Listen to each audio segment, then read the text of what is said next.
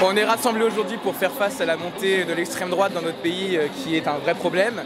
Avec une élection européenne, on a eu un suffrage pour les RN et Reconquête qui a été ahurissamment énorme. 40% dans notre pays qui votent pour un parti fasciste.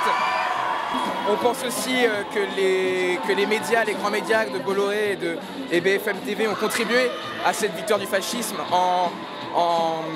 en mettant en avant Jordan Bardella et Reconquête dans de multiples interviews.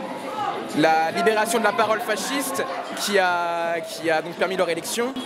Et voilà, faut pas oublier que c'est pas un parti comme tout le monde. Le RN et Reconquête sont des partis qui ont un projet fascisant, un programme de haine raciale, un programme concrètement raciste, voilà, qui a pour but d'enlever des droits aux minorités, d'enlever des droits aux personnes immigrées.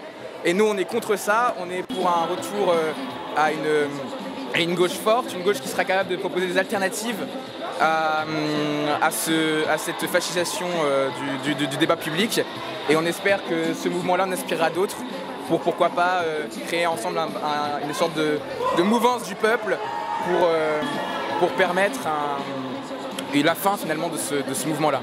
En fait, d'abord on a commencé à réunir un peu un noyau où on a commencé à faire des tracts, on a écrit un communiqué, on a fait plein de pubs.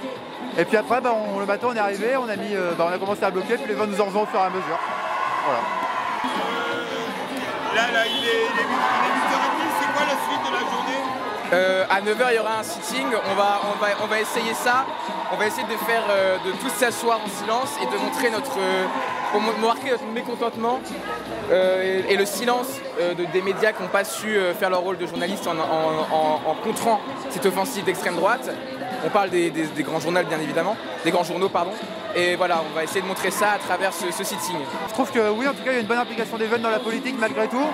Surtout depuis qu'il y a eu la dissolution, il y a eu encore plus de gens, je trouve, dans mon entourage qui se sont intéressés à la politique. On est plus d'une cinquantaine, il y a énormément de monde. Donc oui, c'est hyper encourageant, c'est hyper cool. Et ça va continuer, j'espère.